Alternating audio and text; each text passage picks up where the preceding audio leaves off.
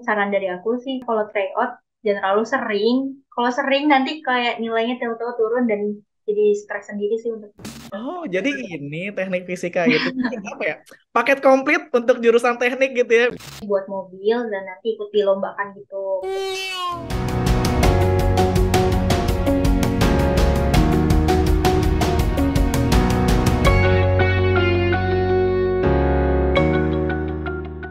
Hai, selamat datang di Akalogy. Channel yang akan membahas nih persiapan masuk dan hal-hal seputar kampus. Bersama saya David. Nah, jurusan teknik ini merupakan salah satu bidang yang paling diminati oleh anak IPA selain menjadi kedokteran nih, gitu ya. Nah, tapi kan gimana sih kalau misalnya ada teknik yang namanya teknik fisika? Bukannya teknik itu udah fisika, berarti jadi fisika kuadrat dong. Nah, oleh sebab itu kami mengundang di sini Sasa Aulia, salah satu Mapres UGM tahun 2022 dari jurusan Teknik Fisika UGM angkatan 2020 untuk berbincang-bincang bareng kita di sini. Halo Sa, gimana kabarnya? Halo Kak, Alhamdulillah kabarku baik. Kak David kabarnya gimana? Kabar baik juga, luar biasa Nisa. Nggak sabar soalnya pengen tahu teknik fisika tuh apa. Karena sebelumnya dulu tuh punya teman teknik fisika juga, tapi bingung kok Ya. teknik fisika gitu ya namanya. Tapi sebelum itu mungkin boleh Sasa kenalin diri dulu, asal sekolahnya dulu di mana sama jalur masuknya apa. Ya silakan. Oke. Halo teman-teman, perkenalkan aku Sasa Aulia. Aku dari Teknik Fisika UGM angkatan 2020 dan aku waktu itu jalur masuk untuk UGM itu lewat jalur mandiri. Oke, jalur masuknya Mandiri UGM ya dulu ya 2020. Ya. Oke, nah kalau boleh tahu nih Sa, kenapa sih masuk teknik fisika dulu? Apakah ini pilihan pertamamu nih gitu? Karena kan Sasa cewek juga, biasanya kan anak perempuan tuh jarang ya yang masuk teknik gitu ya. Aku dulu kenapa masuk teknik fisika? Awalnya tuh aku sangat mengincar teknik perminyakan. FTTM ITB dulu tuh sangat-sangat ambis pengen masuk ITB gitu. Pengen masuk yang tentang oil gas gitu. Terus ternyata emang rezekinya nggak di sana, SNM, SBM. Kebetulan SBM ku keterimanya di pilihan kedua waktu itu di IPB. Dan abis itu aku coba mandiri, aku masih pengen daftar teknik. Dan mandiri di ITB pun aku masih ditolak juga. Jadi memang rezekinya kayaknya bukan di FTTM ITB. Akhirnya aku daftar, nyari itu di Google, kira-kira oil gas itu relate-nya ke yang mana ya? Maksudnya cewek yang kerja di oil gas itu ada nggak ya? Dulu tuh aku kayak masih awam sama pengetahuan-pengetahuan yang kayak gitu. Akhirnya aku cari-cari, ternyata dulu direktur Pertamina kebetulan perempuan dan aku cari riwayat pribadinya kan. Ternyata setelah riwayat pendidikannya, setelah aku cari riwayat pendidikannya dulu beliau itu teknik fisika ITB. Akhirnya aku mikir, oh ternyata teknik fisika bisa nih kalau misalnya masuk ke dunia oil gas. Akhirnya aku cari-cari teknik fisika, cobalah daftar di Mandiri UGM dan aku akhirnya pilih yang di UGM gitu, yang SBM enggak gitu Kak. Nah, tapi yang untuk utulnya ini pilihan pertama ya Sa? Apa cuma boleh satu waktu itu utul? Oh kebetulan utul boleh tiga, kebetulan tiga, seingatku tiga pilihan dan teknik fisika ini aku pilihan pertama, iya. Oke, jadi menarik ya, nge-start orang gitu. Jadi kayak, oh Iya, pengen fisika. nangis gitu. Tapi emang paling sukanya tuh di fisikanya, Sa. Kebetulan aku dulu sangat-sangat sukanya kimia sih Kak, bukan fisika. Sangat Hmm. fisika justru nggak terlalu suka sih, tapi karena kebetulan ada seseorang yang aku juga pengen jadi seperti kayak dia, dan akhirnya aku coba, ya udah, coba jalanin dulu aja kalau rezekinya mah gitu, jadinya gitu Kak. Oke, menarik banget nih ya. Karena kayaknya baru kamu doang deh kayaknya kita undang gitu ya. Alasannya tuh ngikutin satu orang nih gue pengen nih kayak dia. Oke, jadi Target saya. menarik banget alasannya. Nah, oh ya, kesibukannya Sa tadi lupa nanya. Kesibukannya sekarang kan semester OTW 6 ya, Sa. Iya betul. Ngapain nih sekarang-sekarang ini? Kesibukannya kuliah mendominasi karena udah offline. Jadi kayak aku merasakan waktu itu 2020 kan angkatan corona ya. Kebetulan beda banget feel-nya antara online dan offline, justru ya pasti lebih capek offline dan praktikum itu paling mendominasi jam aku sih kalau untuk kuliah. Kalau untuk di semester 6 ini paling kesibukan aku kayak organisasi. Jadi ada beberapa organisasi yang mulai aku yang handle, jadi kesibukannya mulai terarahkan ke sana organisasi dan kebetulan juga alhamdulillah kayak pembicara-pembicara kayak gitu-gitu sih Kak, kesibukannya paling nah kayak gitu kalau Nah, sekarang. Mapres jadi sering banyak ini undangan pembicara ya, memotivasi orang Itu banget. kayaknya iya, aku kan agak kaget, oh ternyata kayaknya setelah jadi Mapres oh gini ya gitu-gitu gitu Nah, sih Kak. ya. Ya. Nanti kita akan go through lebih banyak ya saat terkait masalah ini ya. Siap siap siap. Oke, Nasa, tadi untuk persiapannya kan Sasa sebenarnya pengennya ITB nih gitu ya. Ah, Hmm, berarti persiapannya tuh ekstra banget nih. Boleh dong, Sa, dibagiin gimana sih dulu persiapannya pas mau masuk PTN khususnya gitu ya. oke. Dulu aku semester 3 SMA ya, 3 SMA pas semester 1 itu udah mulai belajar sih, memang belajarnya dari jauh-jauh hari. Kebetulan aku orangnya memang yang orang gak bisa yang mendadak, gak bisa yang pokoknya harus terjadwal. Jadi aku memang udah belajarnya dari yang semester 1 kelas 3. Di situ aku belajar dan bimbel juga. Di situ aku pelajari materi-materi SBM dan kebetulan mendadaknya di situ aku udah belajar matematika dan kimia dan lain sebagainya udah persiapan. Nah, ada info corona kan, jadinya kita yang mahasiswa angkatan corona ini katanya TPS aja kan, nggak yang TPA-nya nggak usah. Di situ sebenarnya aku agak kecewa nih karena udah belajar juga. Tapi ya waktu itu benefitnya adalah eh, jadi kita bisa fokus ke TPS aja, nggak usah ke TPA. Walaupun di situ aku udah belajar juga sih, jadi kayak "Ya udahlah mau gimana lagi gitu. Terus akhirnya, nah di situ aku target pas untuk belajar SBMPTN target harian sih di waktu itu aku list apa aja hari ini belajar apa terus juga vocab bahasa Inggris apa yang harus sudah aku hafal terus cara-cara untuk kuantitatif juga yang kayak apa namanya perhitungan matematikanya TPS itu juga aku eh, harus tahu taktik-taktiknya. Jadi target harian sih Kak. Jadi lebih ke hari ini harus sudah bisa apa, hari ini udah harus bisa apa. Dan juga eh, dulu aku sering ikut tryout gratis gitu. Jadi suka nemu di Instagram dan aku coba ikutin setiap tryoutnya gitu. Cuman saran dari aku sih kayaknya kalau tryout jangan terlalu sering. Lebih ke kalau sering nanti kayak nilainya tahu-tahu turun dan jadi stres sendiri sih untuk kita gitu. Lebih baik kayak seminggu sekali gitu. Itu sih Kak dulu aku. Wow, menarik ya. Karena kan aku sendiri ngajar di bimbel ya, Sa. Jadi Iya, sering kasih tahu anak-anak tuh, ayo jangan lupa untuk coba TO, karena kan TO kita tuh bisa ngukur kemampuan kita juga ya. Tapi iya betul. aku justru malah memberikan yang kebalikannya, tapi make sense, Sa, sebetulnya. Karena itu yang Ah, aku perhatiin dari anak-anak di les tuh kadang dia tuh galau masalah TO ya, which is TO kan sebenarnya memang ngaruh, tapi kan bukan yang sesungguhnya gitu ya. ah, ah. Oke, menarik. Nanti akan aku kasih tahu ya, Sa. Ini jadi jangan sering-sering TO. Siap, siap. Tapi kalau dari TO ini, Sa, kan kalau kalau kamu tipe ya anak yang gimana nih kalau dari hasil TO, kamu pelajarin lagi TO-nya atau ya udah goodbye gitu. Pelajarin lagi sih KTO-nya karena dulu tuh aku paling stres tentang pemahaman baca-baca yang itu sih. Maksud kesimpulannya apa dan intisarinya apapun aku kayak beda nih jawaban aku sama jawaban dia. Dulu tuh searching-searching di Twitter, dulu tuh viral banget di Twitter cara-caranya, tips-tips and triknya dan aku belajar dari situ dan kayak oh jadi paham-paham jadi lama-lama paham sendiri gitu.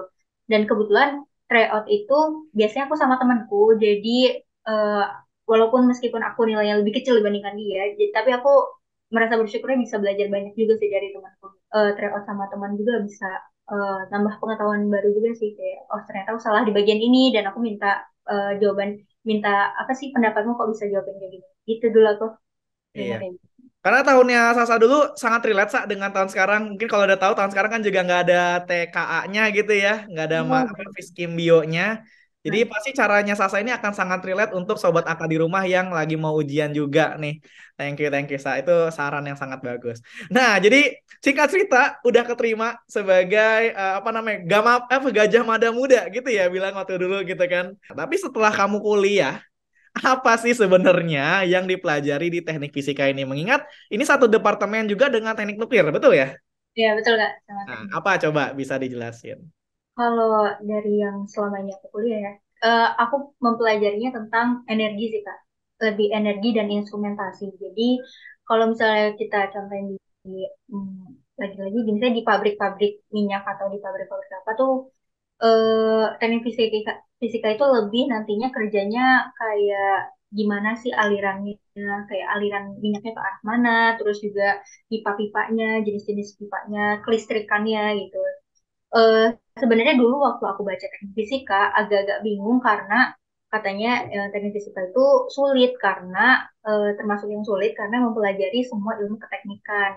Jadi semuanya itu masuk kan. Di situ aku kayak, aduh mau gak nih, maju gak nih gitu. Tapi ya karena ada sesuatu yang aku pengen capai, jadi ya udahlah gas aja gitu. Ternyata setelah aku masuk, ternyata benar teknik fisika ini ilmunya mempelajari semua ilmu keteknikan, ada teknik mesin, kimia, terus elektro juga ada. Jadi kita tuh memang general apa ya?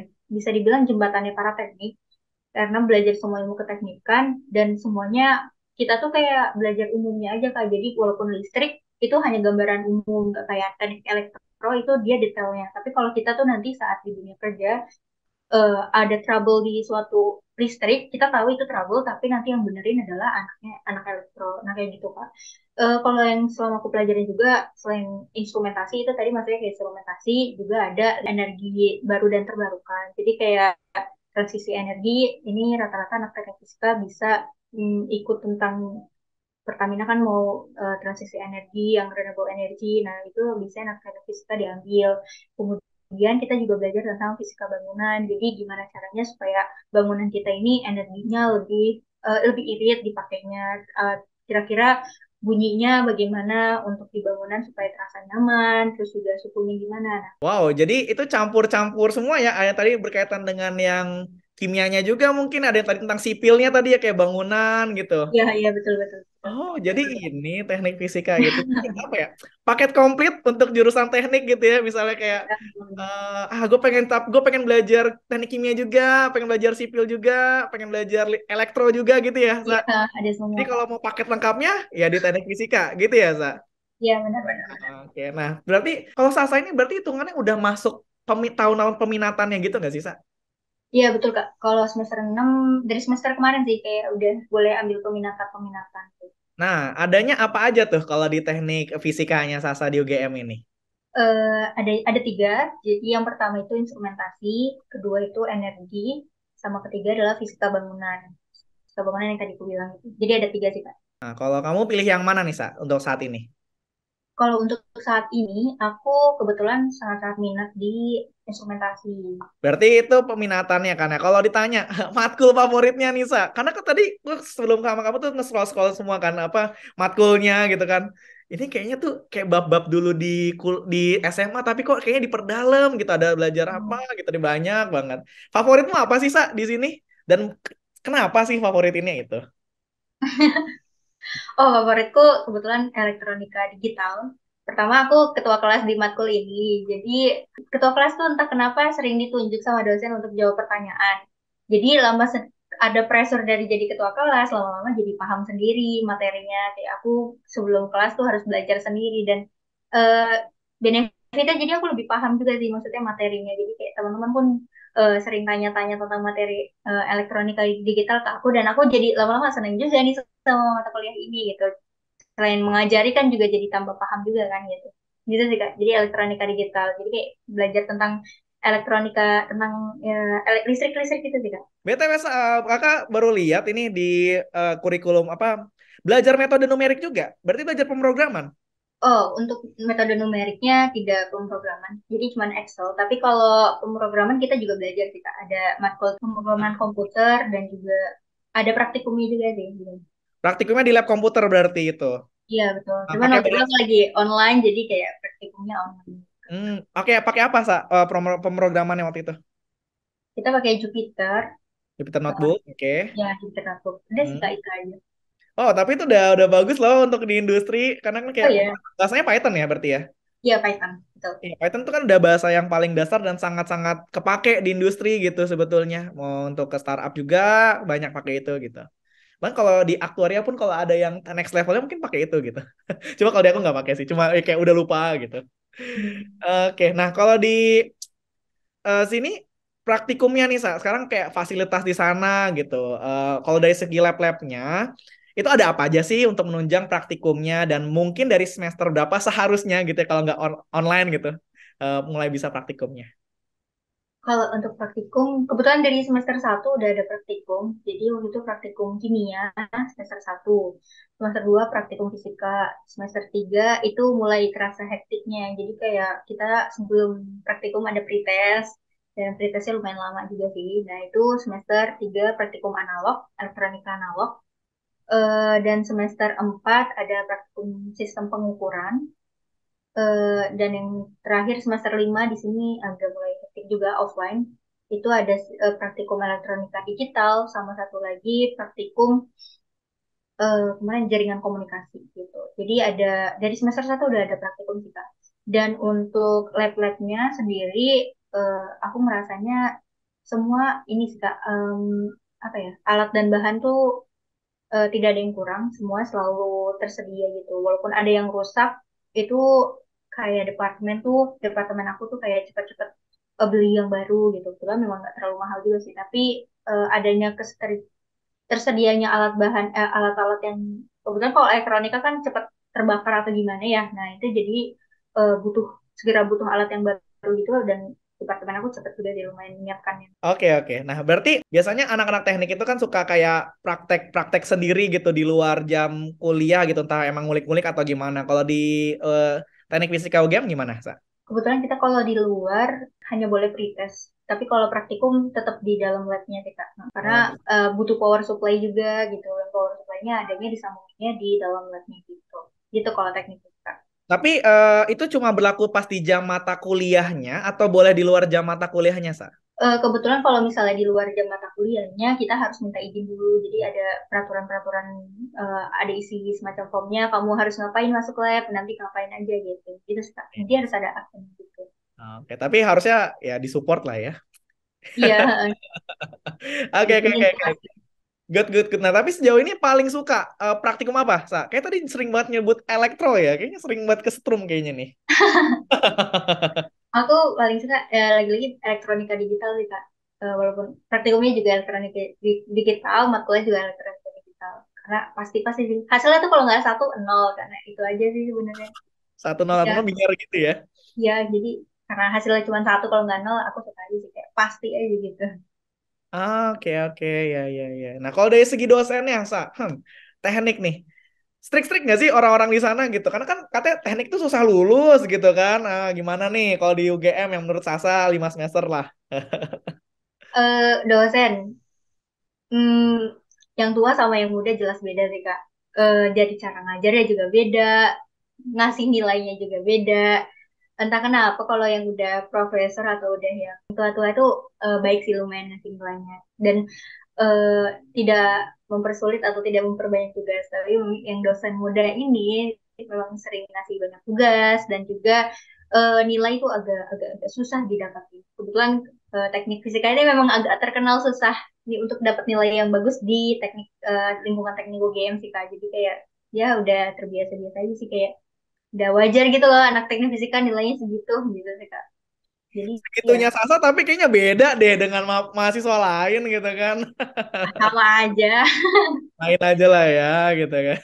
Oke, tadi kan udah lengkap banget nih suka terkait akademiknya gitu ya. Nah, non akademiknya dong, apa sih kegiatan yang Sasa ikutin selama 5 semester ke belakang atau semester 6 ini juga deh gitu. Dan mana yang paling berkesan? Aku kebetulan ikut tim riset mobil, jadi aku namanya tim Semar UGM. Jadi memang setiap universitas tuh punya kayak ITB, ITS, yang institut kayak gitu, itu punya tim mobil gitu kayak. Jadi memang anak-anaknya biasanya buat mobil dan nanti ikut dilombakan gitu. Kebetulan aku ikut tim mobil Semar UGM. Paling berkesan menurut aku memang selama organisasi yang aku ikutin itu tim Semarang UGM. Kenapa? Karena organisasinya kebetulan kita harus ke bengkel tiap hari. Jadi setiap hari itu kita ke bengkel untuk eh, ya mengkoordinasi tentang mobil-mobil yang kita rakit gitu. Dan setiap setahun tuh ada 2 kali lomba. Kemarin kita lomba di Mandalika juga dan itu which is kita ketemu sama orang-orang yang dari Korea, dari Malaysia, dari India, dan kita apa ya bisa ngobrol bareng tentang mobil mereka dan mereka juga cari info tentang mobil kita. Itu jadi paling berkesan sih Kak. Paling apa ya memorable lah nanti saat aku udah tua gitu. Jadi paling sibuk itu sih Kak mungkin kalau di luar di luar akademik. Sama udah nanti kirimin foto-foto mobilnya gitu ya. Nanti kita Ah, bakal siap, siap. tampilin gitu kayak Siap, nanti kalau siap, ada mau siap. beli gitu. Eh, Ini kebetulan mobilnya bukan yang jual beli gitu sih Kak, kayak oh, cuman buat apa ya, pajangan di UGM gitu, jadi buat dilombain. Cuman dua sih mobilnya, tapi sekarang kita lagi riset mobil terbaru juga dari bahan mo- bakar hidrogen. mobilnya ini kayak gimana nih Sa? Apakah kayak mobil yang renewable apa bahan bakarnya gitu kah atau gimana Ya nih? betul kayak gitu Kak. Jadi yang bukan yang kebetulan Bahannya mobil fosil itu ya. yang paling irit. Jadi kalau kita lomba itu dicari mobil yang memang jarak distance-nya paling jauh, tapi energi yang dipakai paling irit. Jadi kita bahan bakarnya ada dari gasoline, dari hidrogen, dan juga dari baterai listrik. Gitu. Oh, jadi Salsa meskipun perempuan juga suka nih ya kayak ngotak-ngatik mobil gitu. Suka ya kayak tiap hari ke bengkel tadi Hmm, dia bilang. ya dikit sih Kak, dikit. Kamu kalau di bagian itu ngapain ya, Sa? Bagian Nah apa? kebetulan kalau bagian aku lebih ke manajemennya, jadi kayak memanage bagaimana si mobil ini apa ya, UGM ini kalau misalnya mau ikut lomba kita cari-cari surat izin dari UGM juga perlu. Jadi kayak lebih ke project management timnya.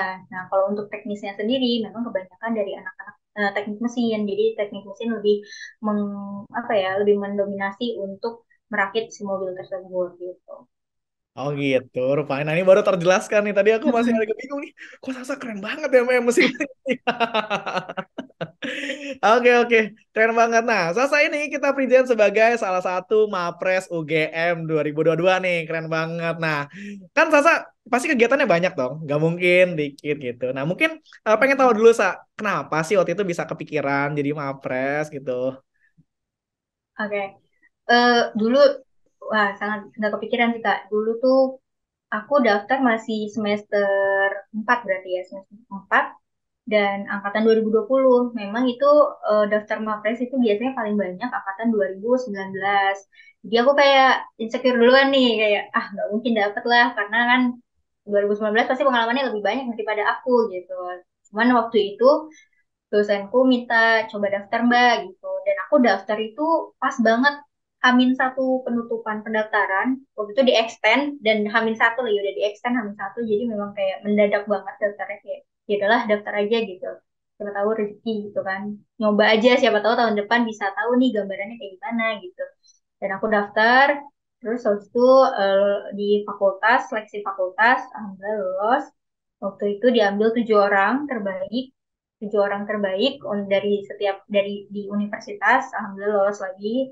Terus dari 7 itu kita presentasi dan diambil 5 orang. Dan aku yang kelima sih, waktu itu jadi yang kelima, mapres limanya gitu. Oh setelah 5 itu ya udah nanti yang satunya maju ke nasional gitu ya Nah, Sa? betul Kak, iya. Aku kayak tadi baca gitu kayak tuh di web mana gitu komentar Sasa kayak gitu kayak insecure duluan karena Ah, 2020 kan kebanyakan memang udah tingkat akhir lah ya paling iya, akhirnya iya. gitu kan. Hmm.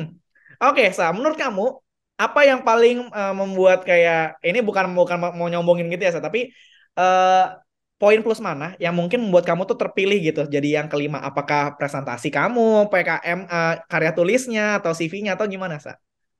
Oke, kalau menurut aku yang paling mendominasi adalah kebetulan aku paling banyak dari lombanya sih Kak. Jadi yang lomba yang kita yang diadain oleh luar negeri. Kebetulan aku waktu itu ikut dari India, dari Malaysia, dan dari negara-negara luar.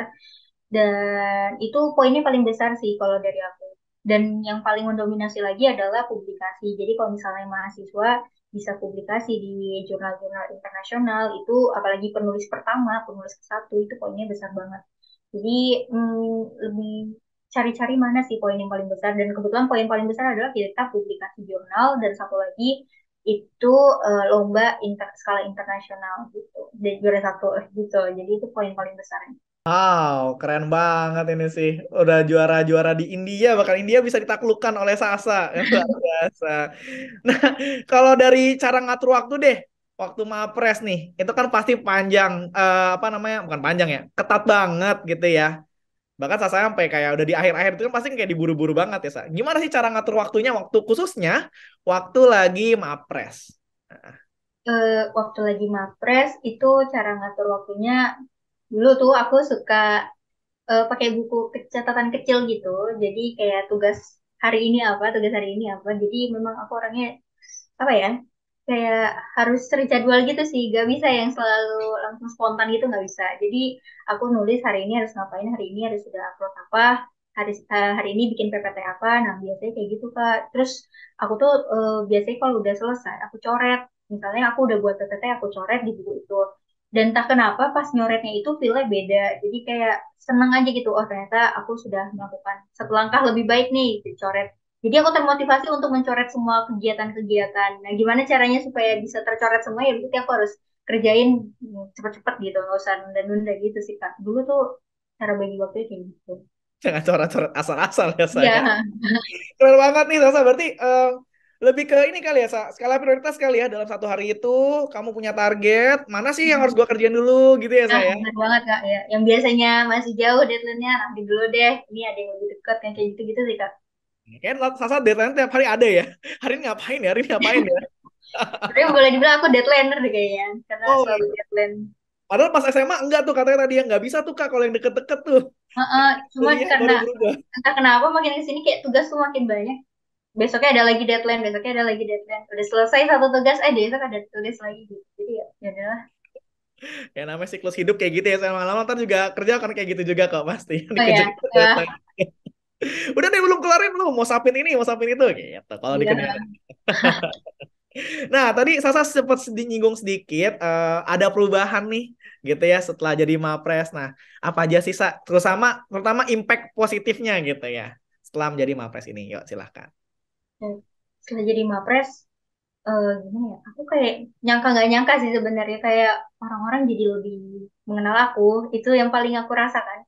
Karena kayak di jalan lagi ngapain kayak tiba-tiba Sasa ya gitu jadi kayak, wah ini siapa, wah jajan aku udah mulai dikenal orang nih kayak gitu-gitu jadi kayak aduh, merasa apa ya, merasa kayak bukan aku gitu loh karena dulu SMA aku sangat-sangat diem banget. Terus habis itu impact lainnya adalah ya kayak tadi aku bilang kayak pembicara-pembicara itu juga mulai mulai banyak juga kayak manajemen waktunya kayak gimana, jadi jelasin bagaimana jadi mapres. Nah itu juga setelah jadi mapres banyak tentang pembicara-pembicara yang mengarah ke Mapres itu.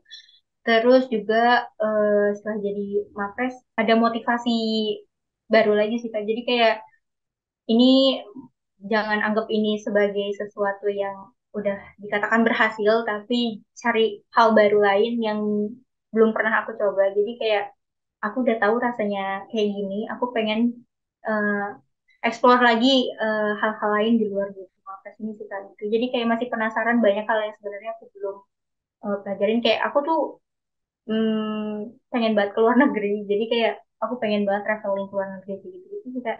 Jadi gitu sih. Oke, Banyak semoga berhasil saat traveling luar negerinya dan banget. Mapres ini mungkin bagi Sasa itu adalah gerbang awal justru ya, Sa, bukan gerbang Iya akhir bener untuk banget. mencapai opportunity-opportunity di luar sana yang belum kesampaian gitu ya. Oke, sip sip. Thank you cerita tentang Mapresnya. Nah, kita coba balik lagi, kita tarik lagi sekarang ke sekolah apa kuliahnya. Ah, paling sering ditanya prospek kerjanya apa? Kalau dari yang tadi ini, Sa, ngapain sih teknik fisika gitu kan?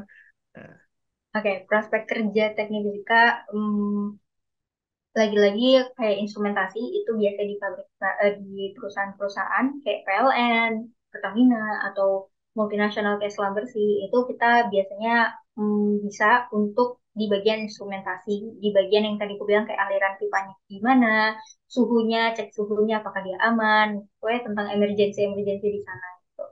Terus juga kita bisa kolaborasi, misalnya kayak renewable energy, kita jadi bagian, misalnya kayak PV kan, kayak fotovoltaik kayak gitu-gitu, kita bisa di bagian teknik fisika itu biasanya diambil untuk bagian yang energinya.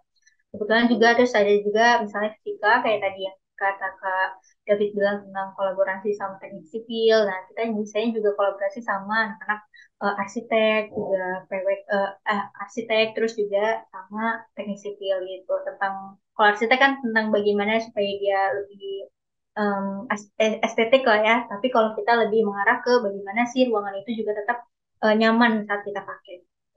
Nah, perspektifnya kayak gitu. Oke, jadi emang banyak ya ternyata ini baru tahu juga nih ternyata banyak sekali luar, luar biasa. Nah, tapi kan sebelum kerja itu kan biasanya ada jenjangnya tuh magang dulu nih gitu ya. Ya, Nah, kalau di jurusanmu ini disediain gak sih untuk magangnya itu atau gimana? kebetulan kemarin aku habis banget magang di PLN sama di Pertamina. eh kita diwajibin untuk magang nggak? Jadi kayak ada syarat SKS 2 SKS untuk kita coba magang kayak kerja praktik. Nah, kerja praktik syarat 2 SKS di sana. Jadi mahasiswa-mahasiswanya biasanya yang semester 5 kalau di teknik fisika setelah 5 mau ke 6 itu kita rata-rata pada magang. Jadi kita kayak kerja praktik tapi bukan disediain tapi kita cari sendiri mau ke perusahaan yang mana dan apply juga kayak proposal dan CV-nya ke perusahaan yang mana gitu. Gitu sih, Kak. Ini kalau barusan yang kulihat di webnya itu namanya kerja praktik di semester 5 ya, Namanya itu Iya, ya. betul. Yang Iya, 2 betul. SKS ini ya. Betul. Oh, oke, oke. Tadi kata Sasa nyari sendiri. Berarti kalau nyari sendiri itu tetap dapat kayak surat pengantar gitu nggak sih, Sa? Ya, kebetulan surat pengantar kita minta ke departemen suratnya, persetujuannya, dosen pembimbingnya, baru kita bisa apply ke perusahaan itu. Misalnya kalau udah diterima di perusahaan itu, kita minta-minta data-data juga dari departemen, dosen pembimbing kita siapa, gitu-gitu sih. Oh, Presentasi juga. standar lah ya terkait Hmm. teknisnya gitu ya. Oh, yang Kak Sasa kerjain berarti di PLN itu apa yang kamu kerjain? Kan nggak mungkin yang ke rumah-rumah yang listrik gitu. Nggak mungkin. Enggak.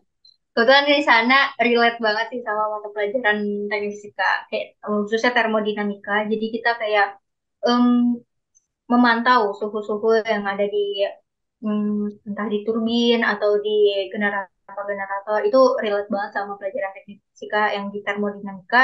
Dan aku kayak pemeliharaan gitu sih di bagian instrumentasi di pemeliharaan kita ngecek-ngecek apakah alat-alat di sini tuh lebih alat-alat di sini masih bagus atau enggak terus apakah ada auto shutdown terus gimana cara penanganannya kita gimana cara kita minta data juga ke para teknisi atau engineer di sana untuk laporan kerja praktik kita kayak gitu sih Kak. Relate sih sangat-sangat relate untuk yang PLN sama pelajaranku. Di bagian yang kayak quality checking juga gitu ya. Ini udah standarisasinya udah bagus belum sih gitu ya Betul, betul. alat-alatnya gitu ya. Kalibrasi kayak gitu-gitu juga. Dan kalau ditanya nih prospek kerja Sasa sendiri, kamu pengen ngapain setelah nanti lulus gitu? Jujur aku tuh aku sangat-sangat masih penasaran sama offshore Kak. Jadi aku kayak hmm, tahu offshore kan nih Kak, yang dikerja di lepas lantai laut yang gitu. Ya. Jadi aku kayak penasaran sekali hmm, gimana cara kerjanya teman-teman di kakak-kakak yang udah kerja di offshore tuh kayak gimana. Aku penasaran banget gitu. Untuk kedepannya masih terbayangkannya itu sih Kak. Maksudnya cita-cita aku tuh kerja di offshore itu masih jadi cita-cita aku gitu. Ya, pasti terwujud lah kalau Sasa mah. Amin, amin, amin, amin.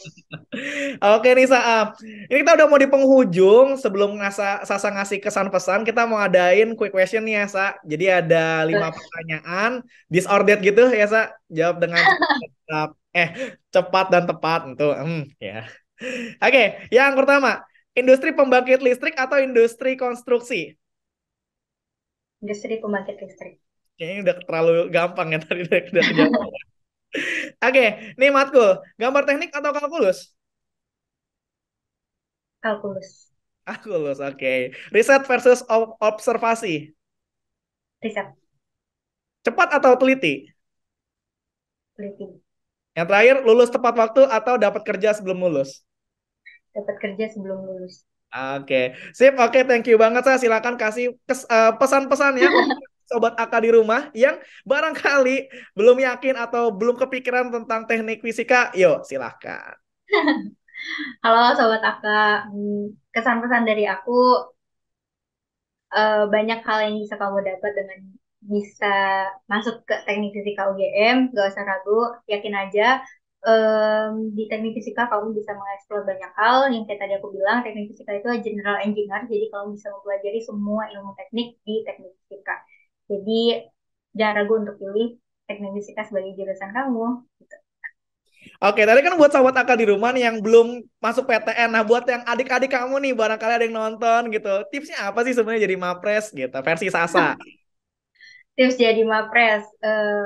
Tips jadi mapres adalah menurut aku kalau kamu jadi mapres, kamu udah bisa nemu jati diri kamu tuh seperti apa. Terus jadi mapres juga bukan hanya sekedar title, tapi jadi mapres banyak benefit yang kamu bisa rasakan, bukan hanya sekedar title mapres saja, tapi kamu bisa menambah kolaborasi, relasi, dan banyak hal yang benefit-benefit lain yang bisa kamu dapetin setelah kamu ikut serangkaian acara mapres gitu kan.